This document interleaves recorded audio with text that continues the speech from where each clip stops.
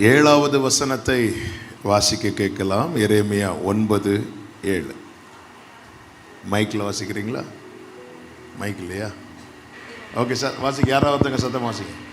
ஆகையால் இதோ நான் அவர்களை உருக்கி அவர்களை புடமிடுவேன் என்று சேனைகளின் கர்த்தர் சொல்லுகிறார். என் ஜனமாகிய குமாரத்தியை வேறு எந்த பிரகாரமாக நடத்துவேன். இந்த காலை வேளையில பேசும்படி பரிசுத்த ஆவியானவர் நினைவிலே கொண்டு வந்த வார்த்தை, அவர்களை உருக்கி புடமிடுவேன். என் ஜனமாகிய குமாரத்தியை வேறு எந்த பிரகாரம் நடத்துவேன். என்னை எப்படி நடத்தணும் அப்படின்னு என் தேவனுக்கு தெரியும். சத்தம் ஆமேன்னு சொல்லுங்க பார்க்கலாம். ஆண்டவர்கிட்ட என்னை இப்படி நடத்துங்க அப்படி நடத்துங்கன்னு சொல்ல வேண்டிய அவசியம் இல்லை. தேவனால் யார் புடமிடப்படுகிறார்களோ அவர்கள் பாக்கியவான்கள். சங்கீதம் 66:10 தாவீது சொல்லுகிறார், தேவனே எங்களை சோதித்தீர், வெள்ளியை புடமிடுகிறது போல எங்களை புடமிட்டீர் என்று சொல்லுகிறார். தேவன் அனுமதிக்கிற சோதனை இருக்கிறது அல்லவா, அது தேவன் நம்மை புடமிடுகிறது. ஆனால் தேவனால் ஒருவன் புடமிடப்படும் போது அவன் பயப்பட தேவையில்லை. ஏனென்றால் வேதம் தெளிவாய் சொல்லுகிறது, நீங்கள் எதிர்பார்த்திருக்கிற முடிவை உங்களுக்கு கொடுக்கும்படிக்கு உங்கள் பேரில் நினைத்திருக்கிற நினைவுகளை நான் அறிவேன், அவைகள் தீமைக்கு அல்ல. பக்கத்தில் பார்த்து சொல்லுங்க, தீமைக்கு அல்ல. ஒரு 2 பேரை பார்த்து சொல்லுங்க, தீமைக்கு அல்ல. சத்தமா இப்போ ஆமேன்னு சொல்லுங்க பார்க்கலாம். எனவே தான் ஒரு தேவ பிள்ளைக்கு இந்த பலம், இந்த நம்பிக்கை இருக்கணும். யோபுவுக்கு இந்த நம்பிக்கை இருந்ததுனால தான் சொல்றார், அவர் என்னை சோதித்த பின் நான் பொன்னாக விளங்குவேன். ஹல்லேலூயா. நம்ம பாடினோமே, இயேசுவை நம்புவேன், என்னை அவரிடம் ஒப்புவித்தேன். என ரொம்ப ஆச்சரியமான காரியம். சிலுவையில் இயேசு சொல்லுவார் பாருங்க, என் தேவனே என் தேவனே ஏன் என்னை சொல்றார்ல, சொல்லிட்டு தம்முடைய ஆவியை யார் கையில கொடுத்தார்? ஆமே. ஆனா நம்ம பாருங்க, நான் கைவிட மாட்டேன்னு சொன்னதுக்கு அப்புறம் நம்மளை கொடுக்க மாட்டேங்கிறோம். நான் உன்னை விட்டு விலகுவதும் இல்லை, அப்படி சொன்னதுக்கு அப்புறம் நம்மளை முழுசா கொடுக்க மாட்டேங்கிறோம். நம்மள யாக்கோபு டீம் இல்ல. என்ன யாக்கோபு டீம்? ஆபிரகாம் பாருங்க தன்னை முழுமையாக கொடுக்கிறார், ஈசாக்கு பாருங்க தன்னை முழுமையாக கொடுக்கிறார். அதே போல யாக்கோபு கிட்ட வந்தா யாக்கோபு சொல்ற, நான் தசமபாகம் தருவேன். அதன் அர்த்தம் என்னன்னா 10ல் 1 உங்களுக்கு, மீதி 9. அந்த 1 என்ன பண்றீங்கன்னு நானும் கேட்க மாட்டேன், மீதி 9 என்ன பண்றீங்கன்னு. ஸ்பெஷல் டே 2 நாள் வருவேன், வரலன்னா கேளுங்க. ஆனா மற்ற நாள் நான் எங்க போறேன் எங்க வரேன்னு அந்த பார்ஷியலா. ஆமே. அவர் சொல்ற, நான் உனக்கு சொன்னதை செய்யும்போது உன்னை கைவிட மாட்டேன், நீங்க என்ன சொன்னாலும் என்ன முழுசா தரமாட்டேன் ஆண்டவர். ஆனா ஒரு புடமிட வச்சாரு பாருங்க, யாபோக்காட்டின் கரையில மொத்தமா கொடுத்துட்டார். ஹல்லேலூயா. ஒரு சத்தியம் தெரியுமா, யாக்கோபு தன்னை முழுமையாய் கொடுக்கும் வரைக்கும் கர்த்தர் யாக்கோபை பிடிக்கவில்லை, யாக்கோபு கர்த்தரை பிடித்து கொண்டிருக்கிறான். நீர் என்னை ஆசீர்வதித்தால் ஒழிய நான் உம்மை, ஆண்டவர் சொல்ற என்னை விடு அப்படிங்கிறார். அதன் அர்த்தம் என்னன்னா, கர்த்தர் அவனை பிடிக்கல. எப்பொழுது தன்னை முழுமையாய் அர்ப்பணிக்கிறானோ அதன் பிறகு வேதம் சொல்லுகிறது, யாக்கோபு என்னும் பூச்சியே நான் உன் கையை பிடித்து கொண்டிருக்கிறேன். ஹல்லேலூயா. ஆமென். முழுமையா என் தேவனே என் தேவனே ஏன் என்னை கைவிட்டீர்னு சொன்னதுக்கு அப்புறமும், பிதாவே உம்முடைய கையில் என் ஆவியை ஒப்புவிக்கிறேன். யாரை கர்த்தர் புடமிடுகிறார்? மல்கியா 3:3 சொல்லப்பட்டிருக்கிறது, அவர் உட்கார்ந்து வெள்ளியை புடமிட்டு சுத்திகரித்து கொண்டிருப்பார். நல்ல கவனிங்க, எந்த அற்புதம் செய்வதற்காவது இயேசு உட்கார்ந்தார்னு பைபிள்ல இருக்கா? இல்ல. அவர் நன்மை செய்கிறவராய் சுற்றி திரிந்து அவர் ஆழ்ந்த வேலை பண்ணிட்டு போயிட்டு இருக்கிறார். ஆனா எதுக்கு உட்கார்றார் தெரியுமா? புடமிடுவதற்கு. புடமிடுவதற்கு உட்காருகிறார். ஆமே, நம்ம பஸ்ல ஏறுறோங்க, வெரி நெக்ஸ்ட் ஸ்டாப்ல இறங்கணும்னா சீட் இருந்தாலும் நம்ம என்ன பண்ண மாட்டோம்? நான் நேரத்தே சொன்னேன், இப்படி கேட்டுட்டே இருப்பேன். சீட் இருந்தாலும் என்ன பண்ண மாட்டோம்? உட்கார மாட்டோம். ஆனா ஒரு 1 hour டிராவல் பண்ண வேண்டி இருக்குன்னா சீட் இல்லைன்னாலும் என்ன தேடிட்டு இருப்போம்? சீட்டை தேடிட்டு இருப்போம். அப்ப நம்ம உட்கார்றோம்னாலே அதன் அர்த்தம் என்ன அப்படின்னா கொஞ்சம் டைம் ஆகும். ஹல்லேலூயா. அப்போ புடமிடுதல்னா இன்னைக்கு இது 2 நாள் மீட்டிங் நடக்கிறது மாதிரி இல்லை. அந்த டைமை யார் செட் பண்ணி இருக்கிறார் தெரியுமா? கர்த்தர். அதான் யோபு சொல்வார், எனக்கு ஒரு காலத்தை குறித்திருந்தால் நலமாயிருக்குமே. குறித்திருக்கிறார், ஆனா எப்போன்னு தெரியாது. ஆனா ஒன்று தெரியும், அவர் நியாயத்திற்கு ஜெயம் கிடைக்க பண்ணும் வரைக்கும் நெறிந்த நாணலை முறியாமலும் மங்கி எறிகிற திரியை ஆமென் சொல்றவங்க மட்டும் நல்ல கரங்களை தட்டி. அவர் உட்கார்ந்து வெள்ளியை புடமிட்டு சுத்திகரித்து கொண்டிருப்பார். அடுத்து என்ன சொல்லப்பட்டிருக்கிறது தெரியுமா? அவர் லேவியின் புத்திரரை சுத்திகரித்து. யார் இந்த லேவி? யார் இந்த லேவியின் புத்திரர்? இதை அறிய வேண்டுமானால் யாத்திராக 32வது அதிகாரத்தை பார்க்கும்போது மோசே ஒரு வார்த்தை கேட்பார். 32:26 வாசியுங்கள். பாளையத்தின் வாசலில் நின்று கர்த்தருடைய பட்சத்தில் இருக்கிறவர்கள் யார்? அவர்கள் என்னிடத்தில் சேரக்கடவர்கள் என்றான். அப்பொழுது லேவியின் புத்திரர் எல்லாரும் அவனிடத்தில் கூடி வந்தார்கள். அப்ப ஒரு காரியம் நல்லா புரிந்து கொள்ளுங்கள், யார் தங்களை ஒப்பு கொடுக்கிறார்களோ அவர்களை கர்த்தர் என்ன செய்கிறார் தெரியுமா? புடமிடுகிறார். புடமிடுகிறார்.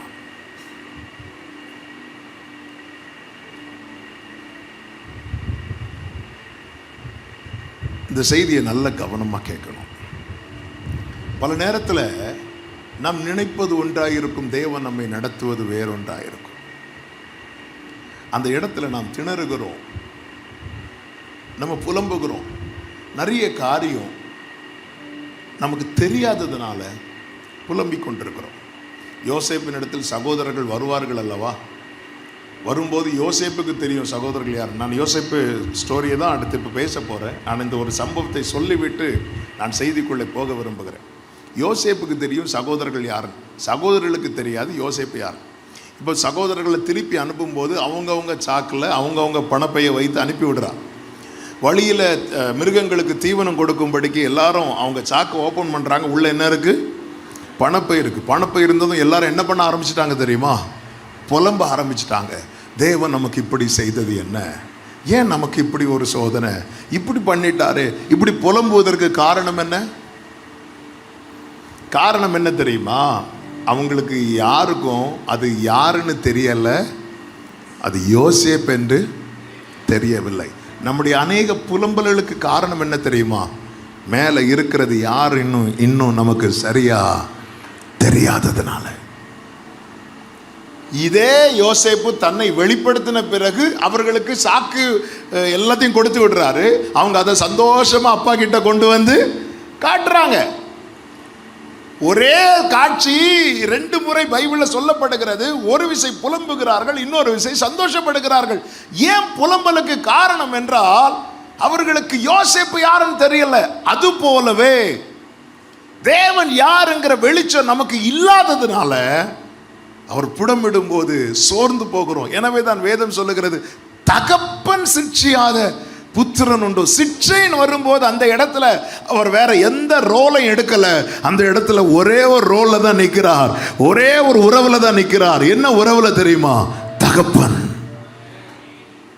தகப்பன் சிட்சியாத புத்திரன் உண்டோ? தகப்பன் தான் நேசிக்கிற புத்திரனை கடிந்து கொண்டு சிட்சிக்கிறது போல கர்த்தரும் எவனிடத்தில் அன்பு கூர்ந்து யாரை சேர்த்து கொள்ள சித்தமா இருக்கிறாரோ அவர்களை கடிந்து கொண்டு. ஆபிரகாமுக்கு ஈசாக்கு பிறக்கிறான். ஈசாக்குக்கு முன்பதாக இஸ்மவேல் பிறக்கிறான். 2 பேருக்கும் சோதனையின் பாதை உண்டு. இஸ்மவேலுக்கான சோதனை பாதை என்ன தெரியுமா? தண்ணீர் இல்லாத நிலை. ஈசாக்குக்கான சோதனை பாதை என்ன தெரியுமா? கத்தி முனை.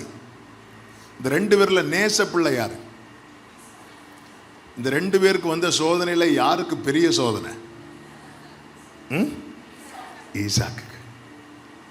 உங்க வாழ்க்கையில யாருக்கும் இல்லாத பிரச்சனை வருதுன்னா புரிந்து கொள்ளுங்க, மற்றவங்க எல்லாம் பிள்ளைங்க, நான் நேச பிள்ளை.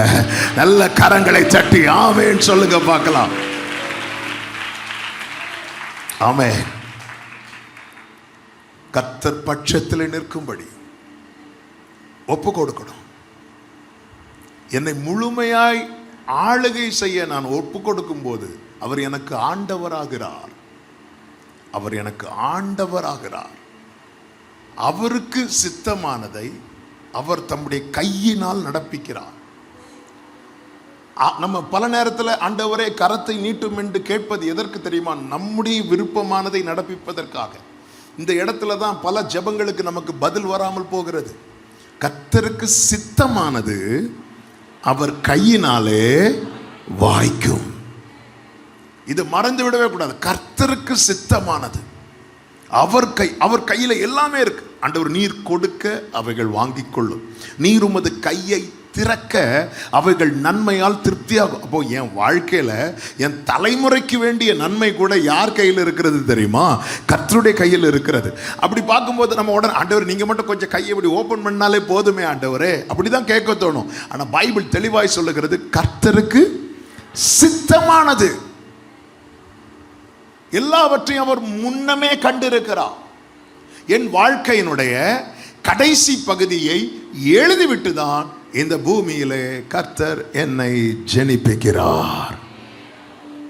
பிறக்கும் முன்னமே என் பெயரை அறிந்தீரே,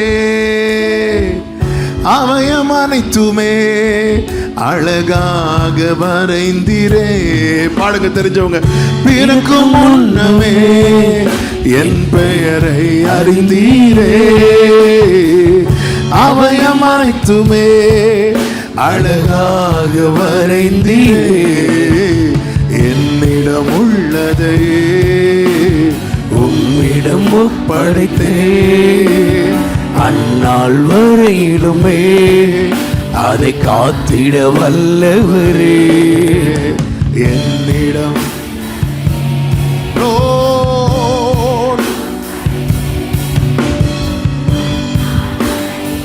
ஆமென், அதை காத்திட வல்லவரே. பிறந்த நாள் முதலாய் உம் தோளில் சுமந்தீரே, தகப்பனிலும் மேலாய் மெதுவான தென்றல், மெதுவான தென்றல். ஹல்லேலூயா. என்னை கீழே விடவில்லை, மெதுவான தென்றல்.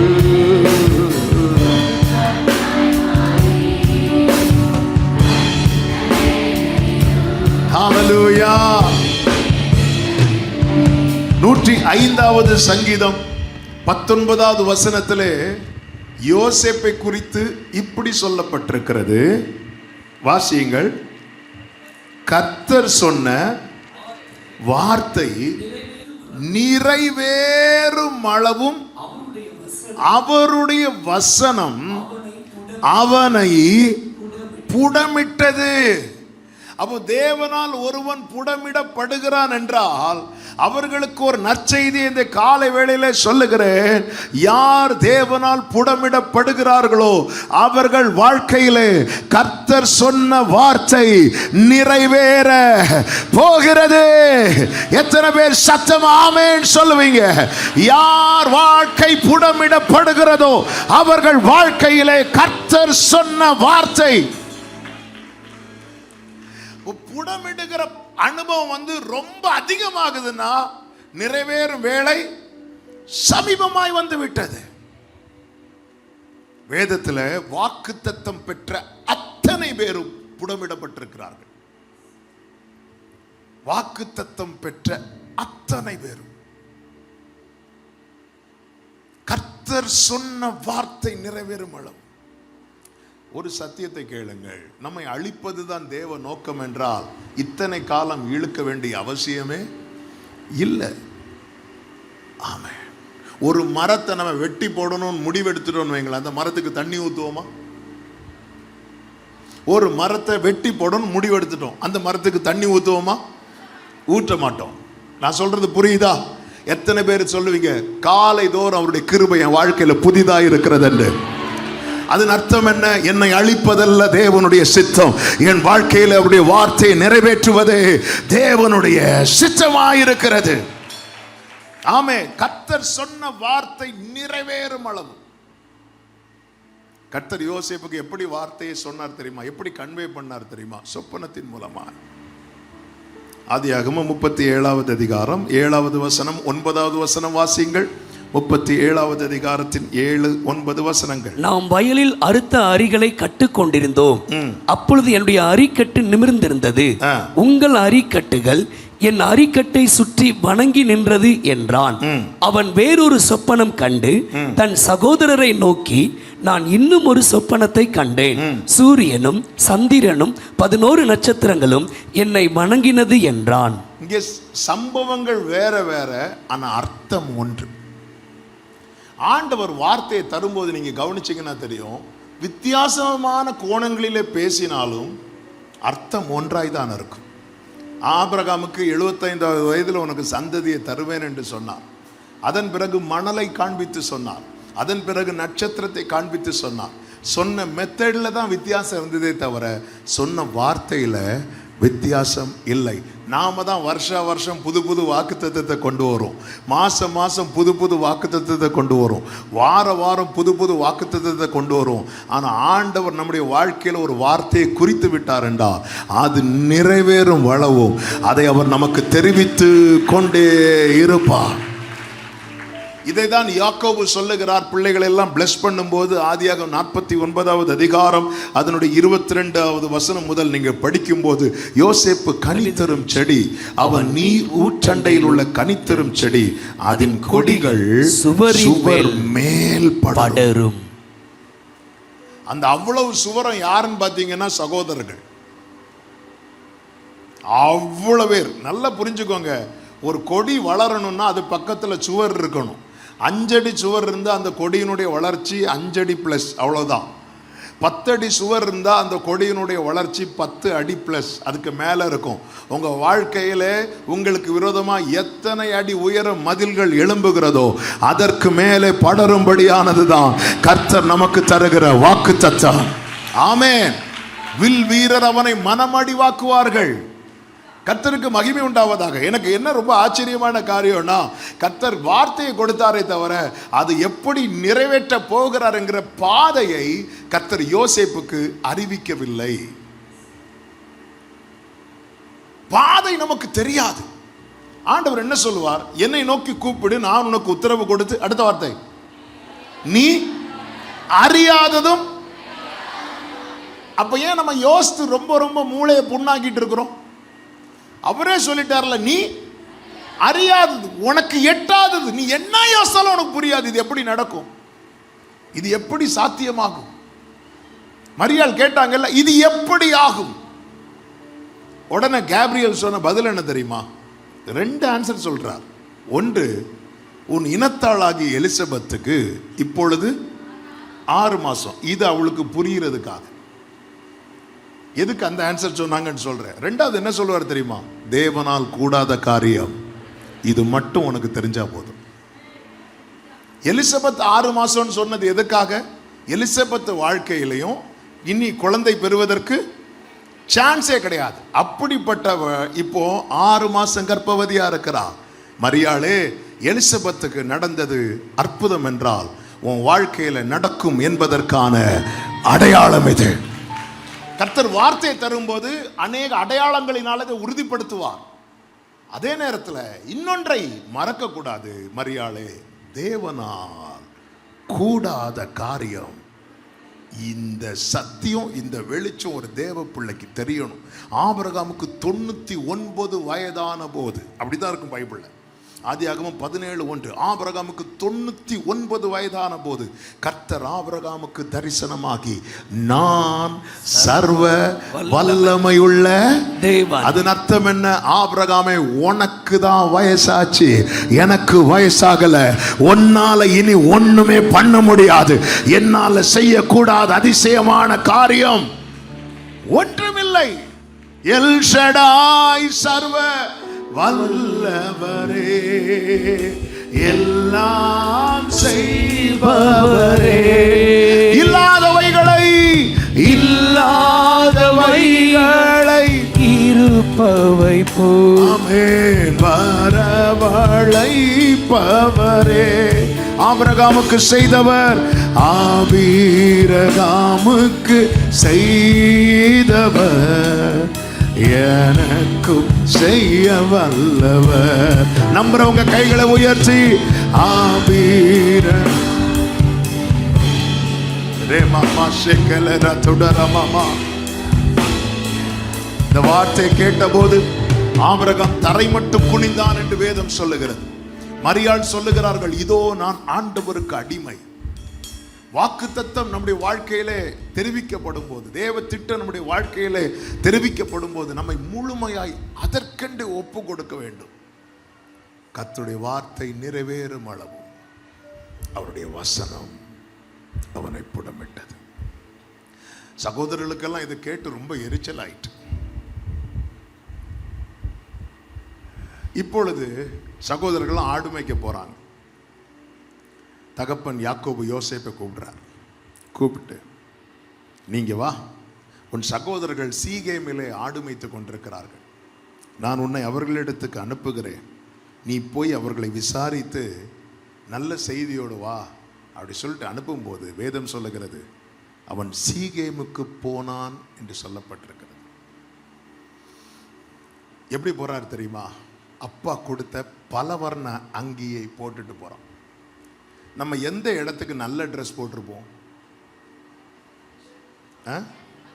எங்க போக நமக்கு ரொம்ப பிடிக்குமோ அங்க நமக்கு பிடிச்சவங்கெல்லாம் அங்க வருவாங்க.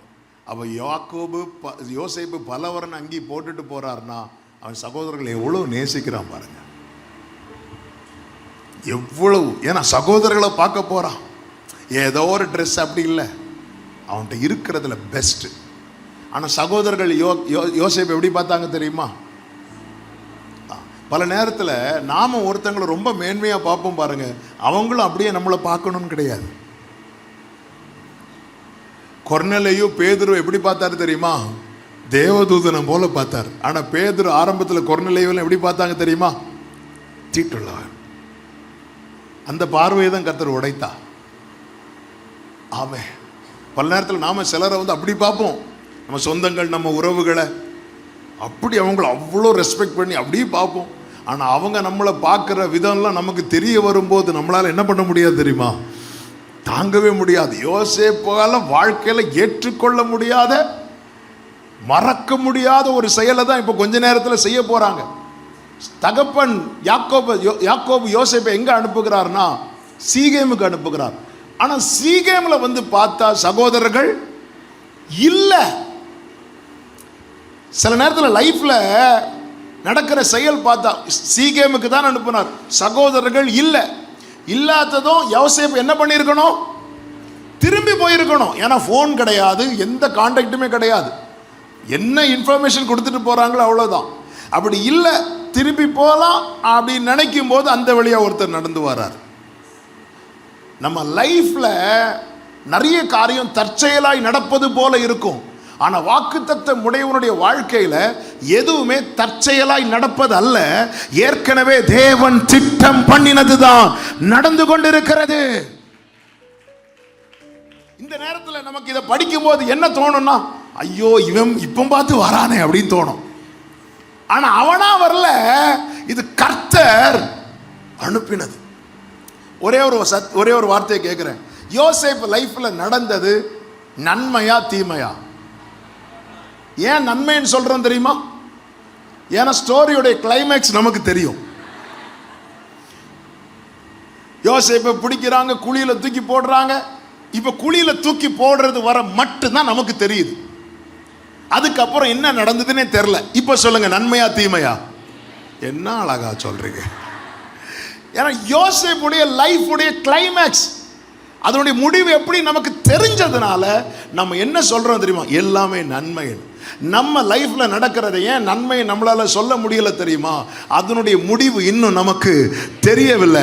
ஆனா இந்த நாளில நீ அறிந்து கொள், யோசேப்பை நடத்துகிறவர் தான் நம்மையும் நடத்துகிறார். ஆபிரகாமை நடத்துகிறவர் தான் நம்மையும் நடத்துகிறார். அவர் சொன்ன வார்த்தை என் வாழ்க்கையில இருக்கிறது என்றால் அது நிறைவேறும் அளவுதான் இந்த புடமிடுதல்.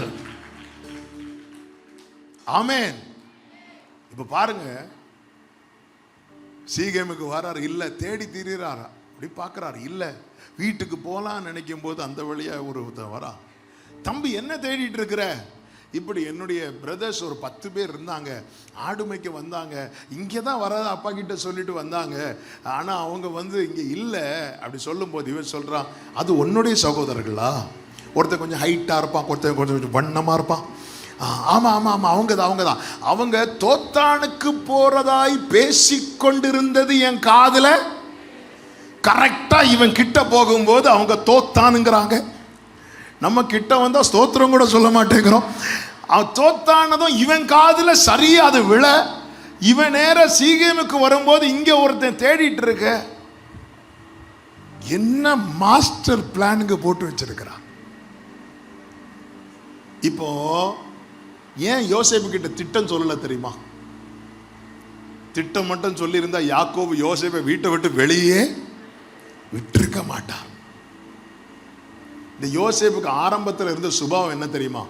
எதையுமே உள்ள வச்சிட்டு இருக்க தெரியாது. எல்லாத்தையும் வீட்டில் போட்டு போட்டு, சகோதரர்கள் கூட இருப்பார், சகோதரர்கள் ஏதாவது பண்ண நேரம் அப்பா கிட்ட போய் சொல்லிட்டு திரும்பிய சகோதரர்கள் கூட போயிருப்பான். யோசேப்புக்கு மனசுல எதுவுமே வச்சிருக்க தெரியாது. முதல்ல ஒரு சொப்பனம் பார்த்தார். சொப்பனம் பார்த்துட்டு சகோதரர்கள்ட்ட சொன்னதும் சகோதரர்கள் எல்லாரும் அவனை என்ன செய்ய ஆரம்பிச்சாங்க? பகைக்க ஆரம்பிச்சு. அதான் தெரியுதுல்ல பகைக்கிறாங்கன்னு. அப்போது பேசாம இருக்கலாம்ல. அடுத்த சொப்பம், அண்ணா இன்னொரு சொப்பனம் பார்த்தேன். நல்ல வேளை ஆண்டவர் அர்த்தத்தையும் சொல்லி கொடுக்கல. அர்த்தத்தை சொல்லி கொடுத்திருந்தா அதையும் சொல்லி இருப்பார். உனக்கு விஷயம் தெரியுமா? நாளைக்கு பஞ்சம் வரப்போகுது, அப்போல்லாம் சாப்பாடுக்கு நீங்க என்கிட்ட தான் நிக்க போறீங்க அப்படின்னா அந்த கிணத்துல இருந்து தூக்கி இருக்கவே மாட்டாங்க. நிறைய காரியம் ஆண்டவர் நம் வாழ்க்கையில மறைத்து வைத்திருப்பதற்காக அவருக்கு தெரியுங்க. அவருக்கு தெரியும், அவருக்கு தெரியும். நன்றாய் நடத்துகிறார். ஹல்லேலூயா. நல்ல எபினேசராய் என்னை நடத்தி வந்தீரே, நன்றி சொல்ல. என்ன நல்லாதான் நடத்துறாரு சொல்றவங்க வலது கரத்தை உயர்த்தி, நல்ல எபினேசராய் என்னை நடத்தி வந்தீரே, நன்றி சொல்ல.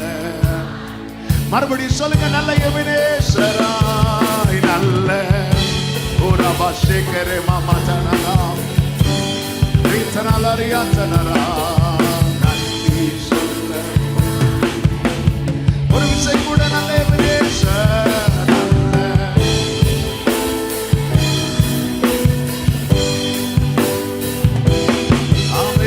நன்றி சொல்ல. இப்போ சகோதரர்களை தேடி யோசேப்பு தோத்தானுக்கு வரார். தூரத்துல இந்த வரதை பார்த்ததுமே சகோதரர்கள் திட்டம் போடுறாங்க. சொப்பனக்காரன் வரான், நாம் அவனை கொண்டு போடுவோம்.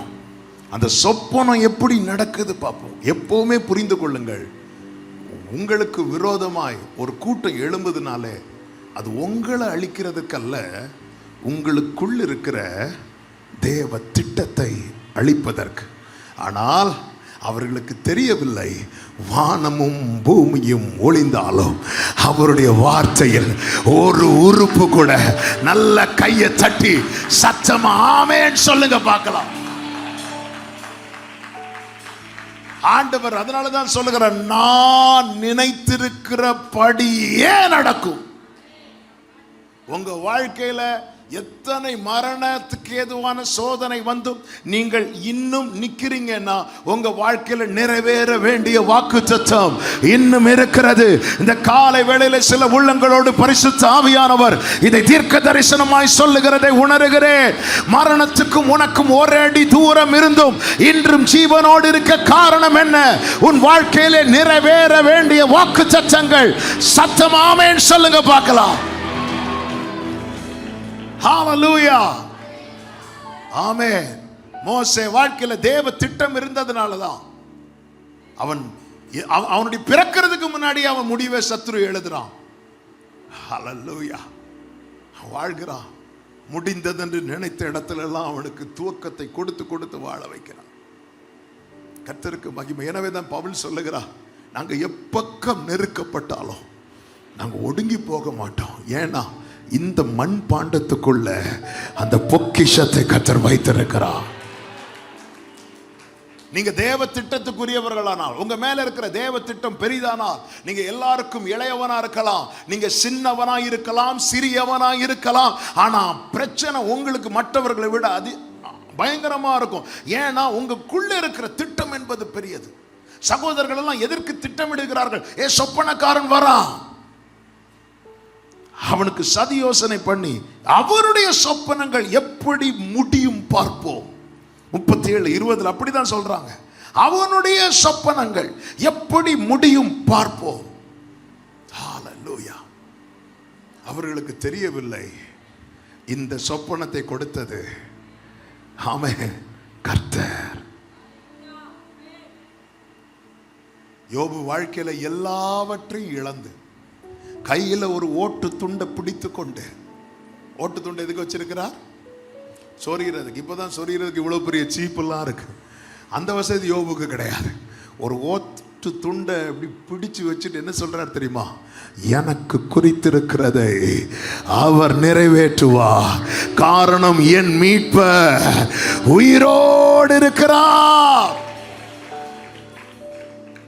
இப்போ அவனை கொலை செய்யறதுக்கு திட்டம் போடும் போது அந்த கூட்டத்தில் அவனுக்கு அனுகூலமாக கர்த்தர் ஒரு ரூபனை எழுப்புகிறார்.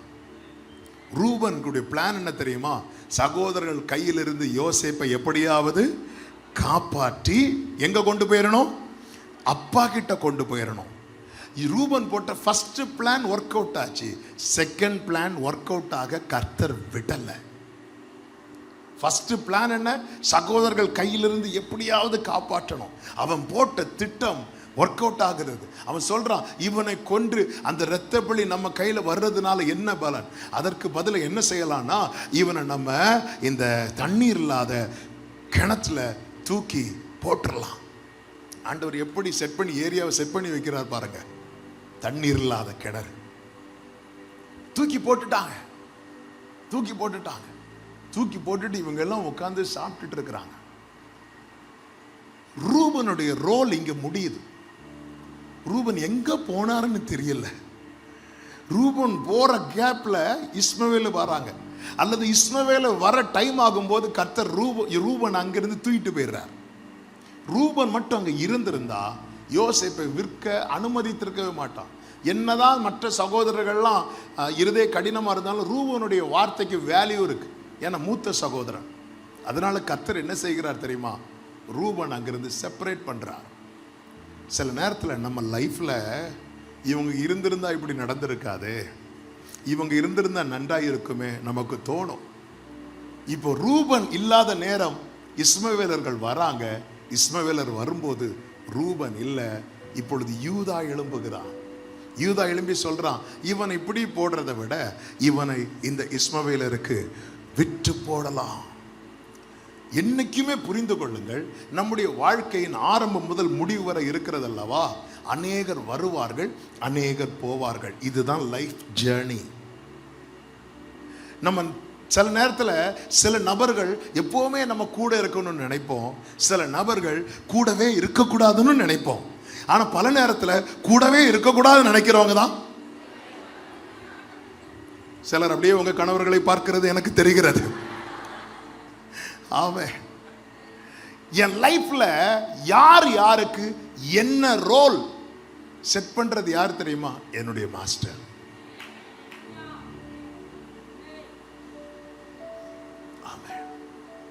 சில நேரத்தில் அவ்வளோதான், ஒரு பஸ் ஜேர்னி போல அவங்கவுங்க ஸ்டாப் வந்து இறங்கி போறது வாங்கல, அதே போல தான் நம்முடைய வாழ்க்கையை திரும்பி பார்த்தா அநேகரை இழந்திருப்போம். ஆனா நீங்க பாருங்க, அவங்கள நாம இழக்கிறதுக்கு முன்னாடி வாக்குத்தத்தம் உடையவர்களுக்கு சொல்லுகிறேன், நீ அக்கினியில் நடக்கும் போதும் உலகத்தின் முடிவு பரியந்தம் சகல நாட்களிலும் நம்மோடு இருக்கிறவர் நல்ல கைகளை தட்டி. எனவேதான் பாருங்க, அண்ணன் ரோல் முடியுது, அப்பா ரோல் முடியும், எல்லாமே முடியும் போது ஆதியாகமம் 39வது அதிகாரம் அதனுடைய 2வது வசனத்தில் இப்படி சொல்லப்பட்டிருக்கிறது, கர்த்தர் யோசேப்போடே கைகளை உயர்த்தி ஹalleluya. எப்பொழுதுமே எப்பொழுதுமே எப்பொழுதுமே ஒரு காரியம் உறுதி, தகப்பனால் எப்பொழுதுமே கூட இருக்க முடியாது, தாயால் எப்பொழுதுமே கூட இருக்க முடியாது, சகோதரர்களால் எப்பொழுதுமே கூட இருக்க முடியாது, எந்த உறவுகளாலும் எப்பொழுதுமே கூட இருக்க முடியாது.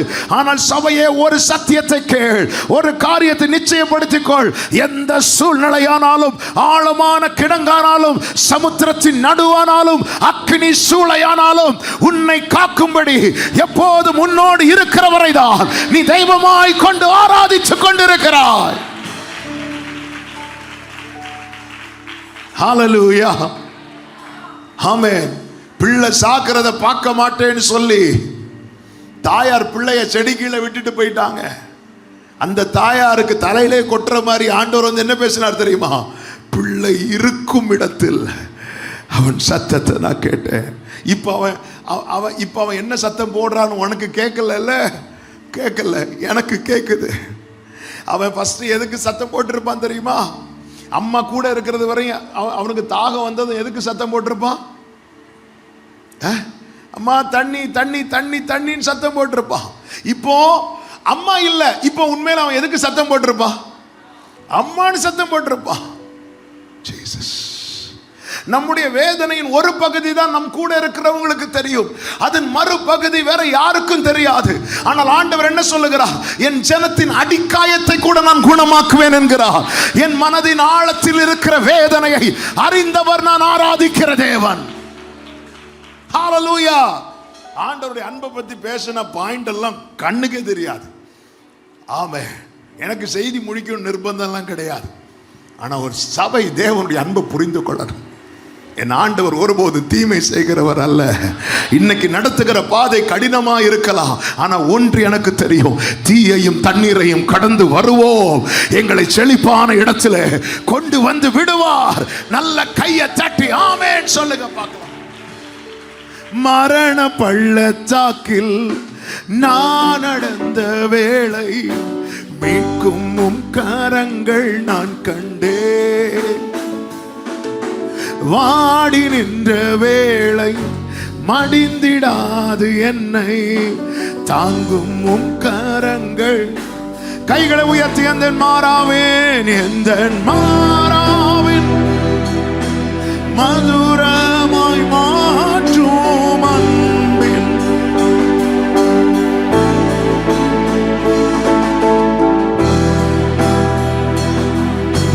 மதுரமாய் மாற்றும் அன்பின் க்ளோரி. ஆயிரமா ஏமா ஷேக்கிலே மாமா துணரோ நல்ல வினேசராய் நல்ல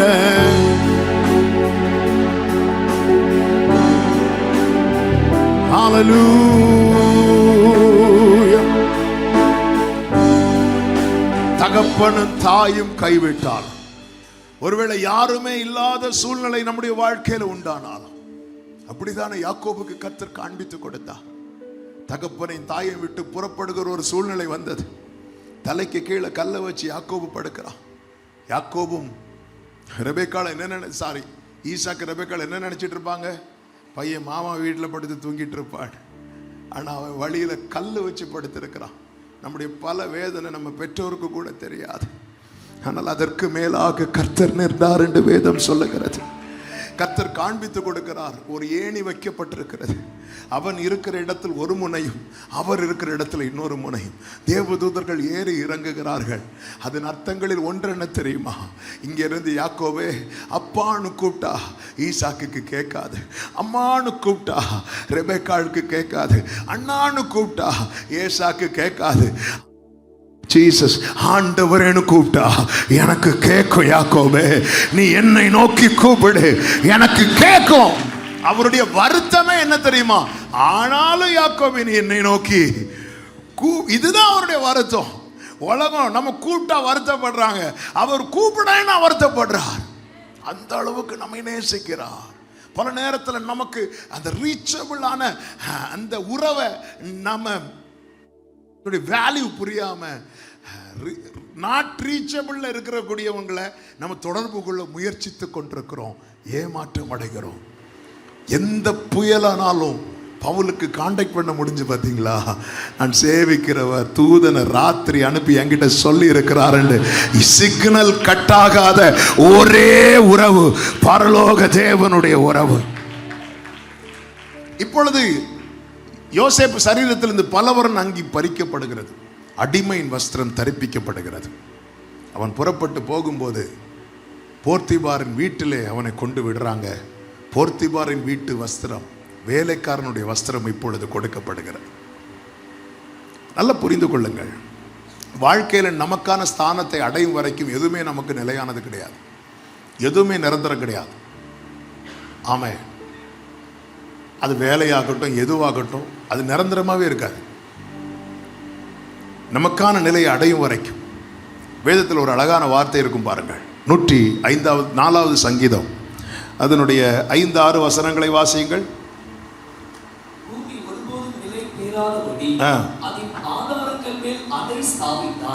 அதை வஸ்திரத்தினால் மூடுவது போல. தண்ணீரை குறித்து சொல்லப்பட்டிருக்கிற பர்வதங்களின் மேல் தண்ணீர்கள் நின்றது. 7வது வசனம். அவைகள் உமது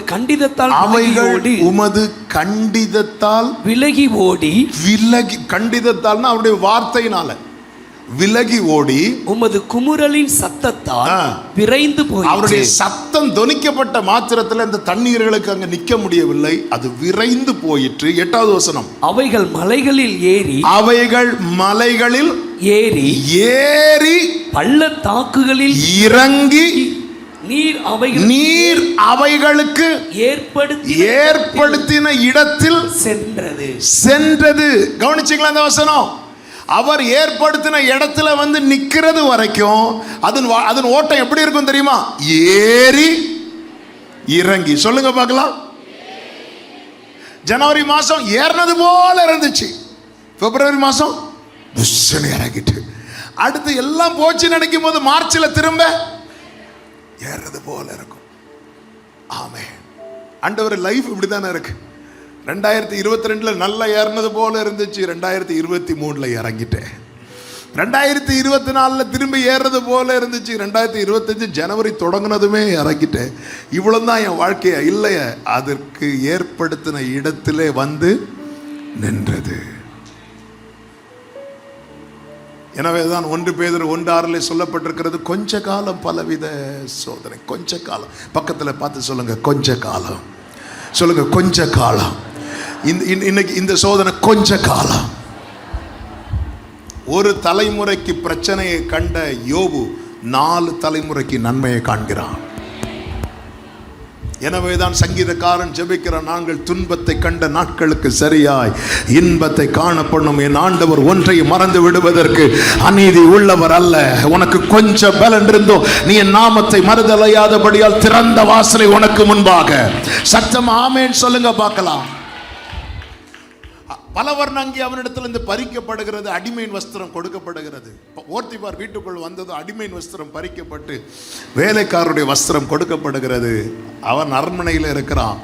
போர்த்திபார் பார்க்குறான், ஐயா இவன் கூட கர்த்தர் இருக்கிறான், இவன் என்ன செஞ்சாலும் நல்லதாக நடக்குது. வீட்டுக்கு மேனேஜர் ஆக்கிரு, மேனேஜர் வஸ்திரம் கொடுக்கப்படுகிறது இப்பொழுது. ஆனால் அந்த வஸ்திரத்தை ஒரு அம்மா பின்னாடி இருந்து பிடிச்சு இழுக்கிறாங்க. இப்பொழுது யோசேப்பு சிறைச்சாலையில் அடைக்கப்படுகிறான். சிறைச்சாலை வஸ்திரம் இப்பொழுது கொடுக்கப்படுகிறது. வாழ்க்கையில் திரும்பி பார்த்தா சில வஸ்திரங்களை நினைச்சா சந்தோஷம், சில வஸ்திரங்களை நினைச்சா சங்கடம்.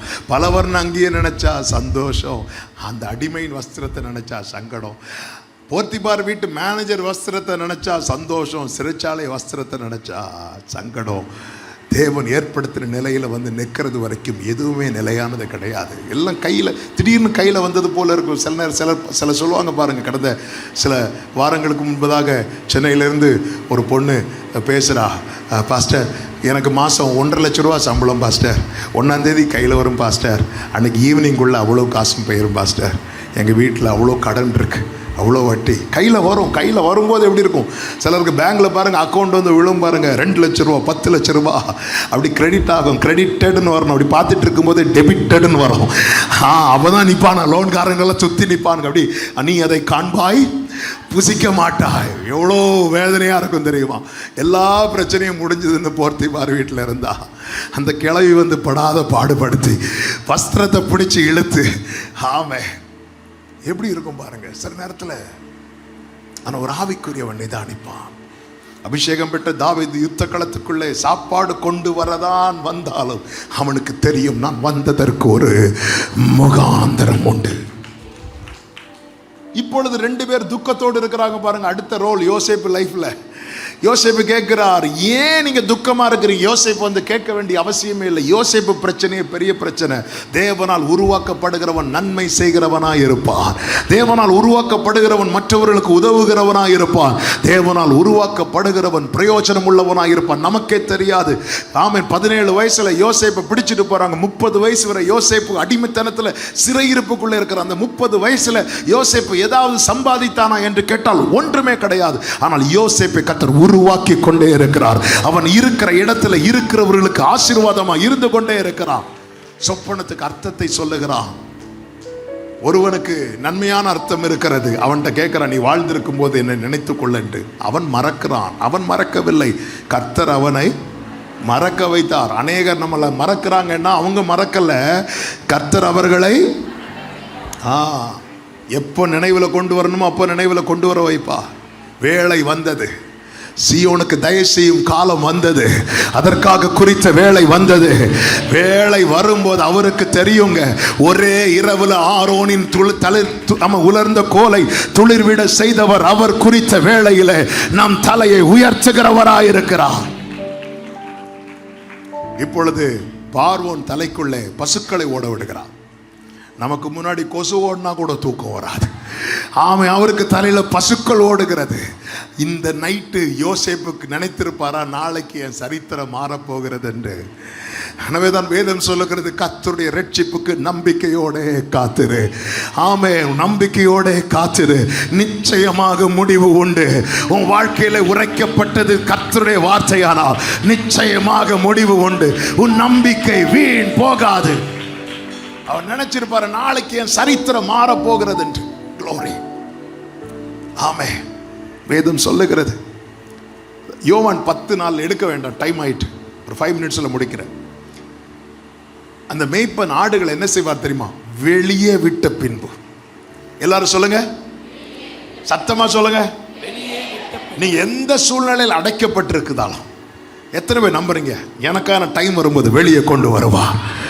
ஆமென். சிறைச்சாலையில விலங்குகள் இடப்பட்டு இருந்த யோசேப்பு ஆண்டவர் குறித்த ஏற்ற வேளை வந்தபோது எப்படி வெளியே கொண்டு வந்தாரோ, உன் வாழ்க்கையில மறைந்திருக்கிற காலம், அடைப்பட்டிருக்கிற காலம் போய் உனக்கான வேளை வரும்போது கர்த்தர் உன்னை வெளியே கொண்டு வருவார். சிறைப்பட்டு போனவன் தீவிரமாய் விடுதலை ஆவான். அவன் கிடங்கிலே சாவதும் இல்லை, அவன் அப்பம் அவனுக்கு குறைவதும் இல்லை. வெளியே விட்ட பின்பு. ஆமே, வெளியே கொண்டு வரணும்னு நினைச்சிட்டாருன்னா 1.5-4 அடுக்கு பாதுகாப்பு. பேதுரு உள்ள படுத்து தூங்கிட்டு இருக்கிறார். தூதன் வந்து எங்க தட்டினார் தெரியுமா? விழாவில். ஏன்னா சிலருக்கு வேற எங்க தட்டினாலும் எழும்ப மாட்டாங்க. விழாவில் தான் ஒரு குத்து. பேதுருவேன்னு கூட்டிருப்பார். பரவாங்க, நான் தூக்கிட்டு இருக்கிறேன். நேர வெளியே, அதுவும் வெளியே கொண்டு விட்டதுக்கு அப்புறம் தான் ஆளுக்கு உணர்வே வருது. உள்ள வந்திருந்தா தூதன்ட்ட சொல்லுவார், காலையில் வாங்க. ஏன்னா பேதுருக்கு தூக்கத்தை டிஸ்டர்ப் பண்றது இயேசுவே வந்து தூக்கத்தை டிஸ்டர்ப் பண்ணாலும் அவர் திருப்பி போகும்போதும் பேதுரு என்ன பண்ணிட்டு இருக்கிறாரு? தூங்கிட்டு இருக்கிறாரு. நான் அத்தனை வெளியே கொண்டு வரணும்னு ஆண்டவர் தீர்மானிச்சார்னா, நீங்க எந்த ஆழமான கிடங்கில் இருந்தாலும் சரி, அக்னி சூளையில் இருந்தாலும் சரி, கர்த்தர் உங்களை வெளியே கொண்டு வருவார். இப்போ யோசேப்பு வெளியே பார்வோனுக்கு முன்பாக வந்து நிற்கும் போது எப்படி உருவாக்கப்பட்டு நிற்கிறான் தெரியுமா? பார்வோன் கேட்கிறான், சொப்பனத்துக்கு நீ அர்த்தம் சொல்லுகிறவனானே. அப்படி சொல்லும் போது உருவாக்கப்பட்டவன் சொல்லுகிறான், நான் அல்ல. ஓ ஜீசஸ். யோசேப்பு, இத்தனை வருஷம் நீ ஆண்டவருக்காக நின்றியே, என்ன சம்பாதித்த அப்படின்னு கேட்டா, சம்பாதித்தது ஒன்றல்ல, ஆனா நான் ஒரு பெரிய காரியத்தை சம்பாதித்து இருக்கிறேன். என்ன தெரியுமா? நான் அல்ல கிறிஸ்து. நான் அல்ல கிறிஸ்து. ஹalleluya. அதாவது என் ஸ்தானத்துல எனக்கு பதில் கர்த்தர் நிற்பார் என்றால் தோல்விக்கே என் வாழ்க்கையில இடம் இருக்காது.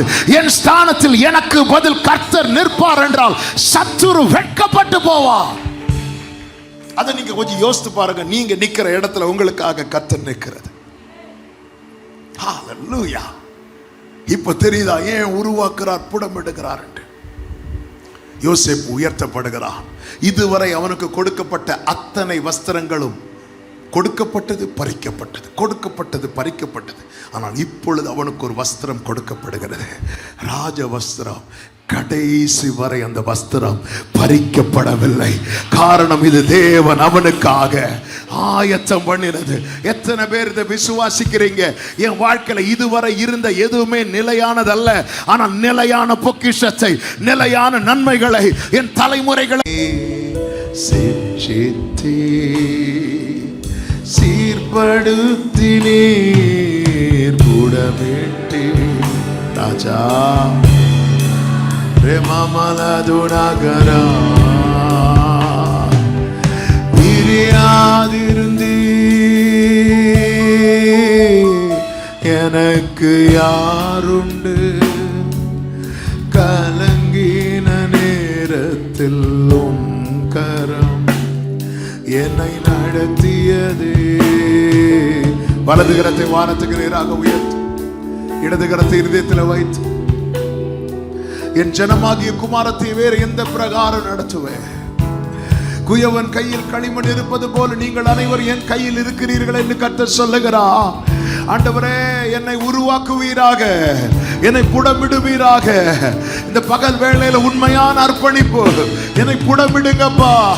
நீர் விரும்புகிற நிலையிலே நான் அமைய, நீர் விரும்புகிற நிலை என் வாழ்க்கையில் உண்டாக, உமக்கு உகந்தவனாய், உமக்கு உகந்தவனாய் என் வாழ்வு மாற, என்னுடைய நோக்கம் நித்தியமாய் இருக்க, என் வாழ்க்கை அநேகருக்கு பிரயோஜனமாய் இருக்க, நான் அல்ல தேவனே என்கிற நிலையை அடைய, நான் அல்ல கிறிஸ்துவே என்கிற நிலையில் வளர என்னை புடமிடுவீராக.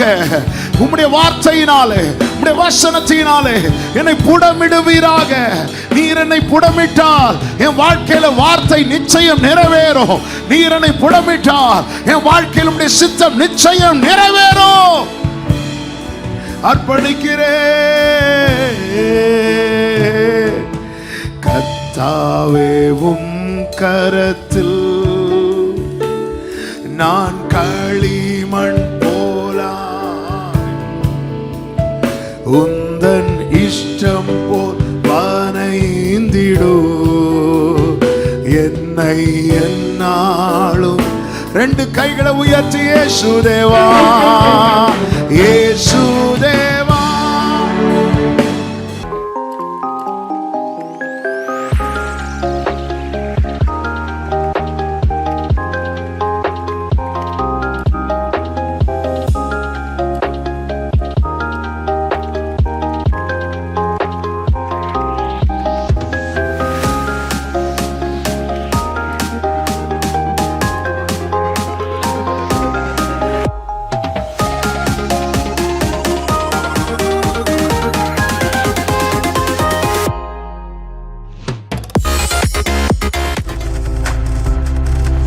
நீங்கள் பார்த்து கொண்டிருப்பது உங்கள் ஜாய் டிவி. உங்கள் துக்கம் சந்தோஷமாய் மாறும்.